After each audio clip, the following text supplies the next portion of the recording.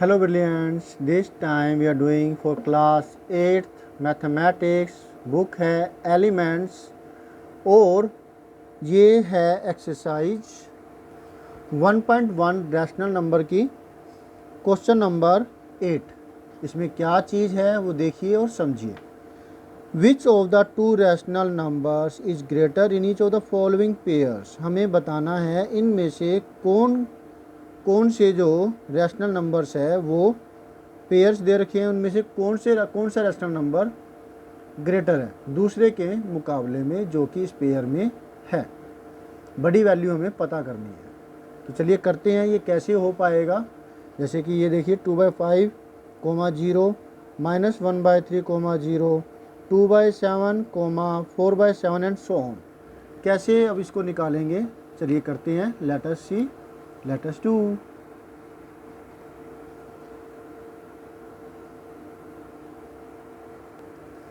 तो first number है हमारे पास 2/5 एंड 0।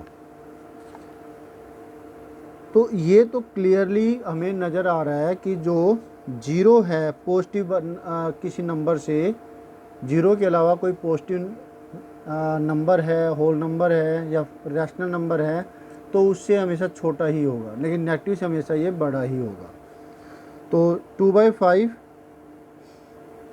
0। और अगर इसको सोल्व करना है तरीके से तो आप देखिए, इसको आप ऐसे भी लिख सकते हैं 2/5 एंड 0/5, क्योंकि 0 के नीचे तो कितना भी कुछ लिख दीजिए।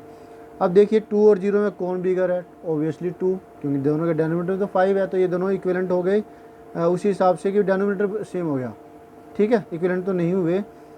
तो क्या हुआ, 2 और 0 के अंदर बिगर वैल्यू 2 है, तो ये निशान यहाँ लगा और इसी प्रकार से यहाँ पर निशान ये ऐसे लगा। निशान तो लगाना नहीं है, हमें तो ग्रेटर वैल्यू बतानी है। Hence greater value is 2/5। ठीक है, ग्रेटर रैशनल नंबर लिख सकते हैं आप, क्योंकि उन्होंने पूछा है। अब अगला देखिए,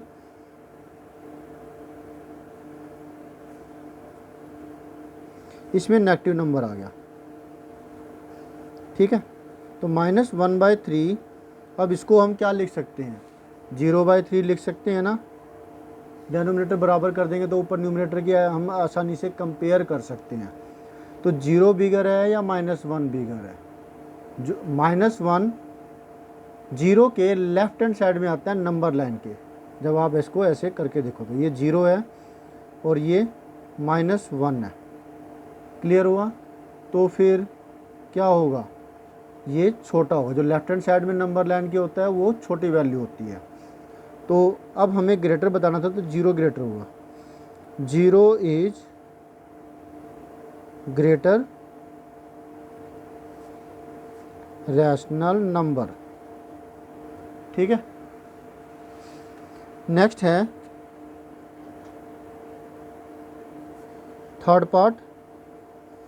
थर्ड पार्ट के अंदर अलग टाइप का क्वेश्चन आया है, जिसमें 2/7 दोनों के डिनोमिनेटर वैसे ही इक्वल दे रखे हैं। तो आप इसको कंपैरिजन आसानी से कर सकते हैं कि जब डिनोमिनेटर इक्वल है तो फिर 2 और 4 में कौन बड़ी वैल्यू होगी, ऑब्वियसली 4। तो 4/7 इज ग्रेटर। बस इतना लिख दीजिए आंसर। यहाँ ये आंसर हो गया। ओके,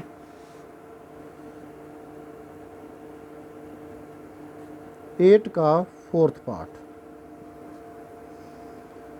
5/13 -11/13 दोनों का डेनोमिनेटर है इक्वल। तो अब ऊपर कंपेयर करें तो देखेंगे कि 5 और -11 में कौन बिगर है। -11 और 5 के केस में 5 -11 के राइट हैंड साइड में आता है नंबर लाइन के ऊपर। आता है कि नहीं आता, आता है ना, कि ये नंबर लाइन है, ये 0 है समथिंग समथिंग करके और यहाँ पे -11 कुछ आएगा, और जो 5 है वो इधर की तरफ 1 2 समथिंग समथिंग करके आगे आएगा, है ना। तो यानी कि 5 जो है, जो राइट हैंड साइड में होता है नंबर लाइन के, वो बड़ी वैल्यू होती है। तो फिर बड़ी वैल्यू कौन हुई? 5/13। 5/13 इज ग्रेटर। आंसर।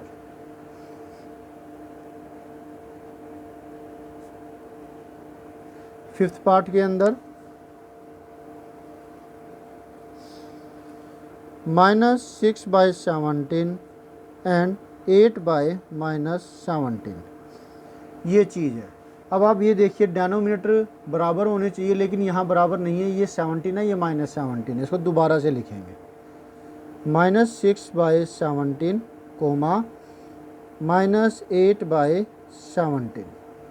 ठीक है, इसको माइनस क्या है, ऊपर चला गया, ऊपर नीचे दोनों से -1 से मल्टीप्लाई करके लिख करके दिखा सकते हैं कि 8/-17 है। ऊपर नीचे -1 से मल्टीप्लाई कर दिया तो -8/17 आ गया। ठीक है ना। तो क्या हुआ अब यहाँ पर, दिस वन। अब इनमें कंपेयर कर सकते हैं नंबर लाइन पर। अब आप खुद बताइए कि -8 और -6 में से राइट हैंड साइड में कौन आता है नंबर लाइन पर, और वही बड़ी वैल्यू होगी। 0 -1 -2 -3 -4 -5 -6 -7 -8। -8 इधर आया, -6 इधर आया, तो राइट हैंड साइड में -6 आ रही है। तो -6/17 इज ग्रेटर। आंसर। ओके।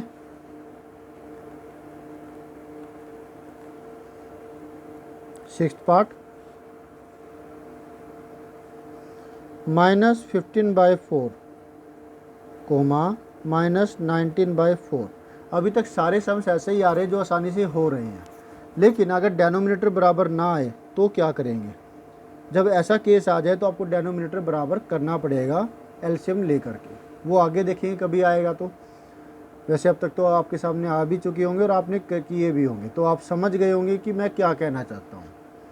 ठीक है, एग्जाम्पल के तौर पर अब आप कंफ्यूज हो गए हो तो मैं आपको बता देता हूँ कि जैसे मान लेते हैं -15/3 आ गया और ये -19/7 कह देते हैं। ठीक है, ऐसा आ गया। डेनोमिनेटर तो दोनों के अलग अलग हुए ना, तो फिर दोनों का एलसीएम क्या होगा? 21। तो इसके केस में हमें करना होगा ऊपर नीचे इसको 7 से मल्टीप्लाई करना है ताकि डेनोमिनेटर 21 बने, और इसको ऊपर नीचे 3 से मल्टीप्लाई करेंगे, डेनोमिनेटर 21 बन जाएगा। -105/21 कोमा -19×3=57/21। दोनों में नंबर लाइन पर राइट हैंड साइड में कौन सी वैल्यू आएगी? Obviously this one. तो ये बड़ी वैल्यू होगी, तो ये ग्रेटर वैल्यू होगी। समझ में आ गया आपको मैं क्या कहना चाहता हूँ? ठीक है, तो ऐसा कोई सम आ जाए तो आप उसको कर दीजिएगा। अब आप इसको बताइए कि दोनों में से कौन सी वैल्यू राइट हैंड साइड में आएगी? जो छोटी होगी, उल्टा होता है ना, जो छोटी होती है वैल्यू वो बड़ी होती है, जो बड़ी होती है वो छोटी होती है। दोनों नंबर अगर नेगेटिव हो तो ये छोटी वैल्यू हो तो ये एक्चुअल में बड़ी वैल्यू है इससे। तो -15/4 इज ग्रेटर, और इन दोनों के अंदर ग्रेटर था, छोटी वैल्यू 57 है इसके मुकाबले में। तो लेकिन ओवरऑल नेगेटिव होने की वजह से ये बड़ी वैल्यू हो गई, ये ग्रेटर हो गई। सेवंथ पार्ट,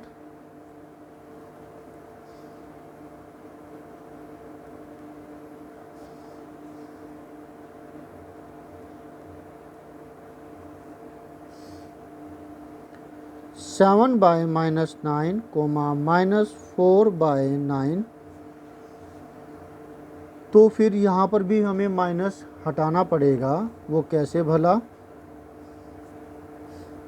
वैसे तो ये ऊपर आ जाता है, ऊपर नीचे -1 से मल्टीप्लाई कर दिया तो हमें मिलता है -7/7 मल्टीप्लाई -1 -7, माइनस माइनस प्लस हो गया और 9 लिख दिया। अब कौन सी वैल्यू राइट हैंड साइड में आएगी? और ये कह लीजिए कि जो बड़ी वैल्यू होती है वो छोटी छोटी होती है, वो बड़ी नेगेटिव के केस में तो ये बड़ी वैल्यू हुई। तो -4/9 इज ग्रेटर। आंसर। 7th हो गया। अब 8th पार्ट,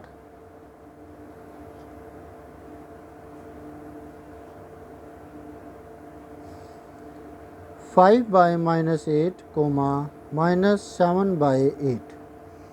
फिर वही चीज़ करेंगे हम, ऊपर नीचे -1 से मल्टीप्लाई किया तो हमें मिलता है -5/8, माइनस माइनस प्लस हो गया 8, -7/8। अब आप बताइए कि कौन सी वैल्यू बड़ी है। ऑब्वियसली ये जो वैल्यू है ये बड़ी वैल्यू है। क्यों? क्योंकि -5 राइट हैंड साइड में आएगा। और ये समझ लीजिए कि दोनों वैल्यू नेगेटिव हो तो जो बड़ी वैल्यू होती है वो छोटी, जो छोटी होती है वो बड़ी। मतलब 7 जो है 5 से अगर समझे तो वैसे बड़ी होती है, लेकिन माइनस होने की वजह से छोटी हो गई। तो -5/8 इज ग्रेटर, बड़ी वैल्यू है इसके मुकाबले में, आंसर। ठीक है, इस तरीके से हमने ये सारे के सारे सम्स कर लिए हैं। होप सो आपको अच्छे से समझ में आ गया होगा। 8 के सारे पार्ट्स हो गए। इसको देखिए, स्क्रीनशॉट ले लीजिए और कीजिए ऐसे सम्स, और आपके पास आते तो खुद से। 3 पार्ट हो गए, 4th, 5th and 6th, 7th and 8th। मिलते हैं नेक्स्ट वीडियो में, मिलेंगे और उसे करेंगे क्वेश्चन नंबर 9। बाय।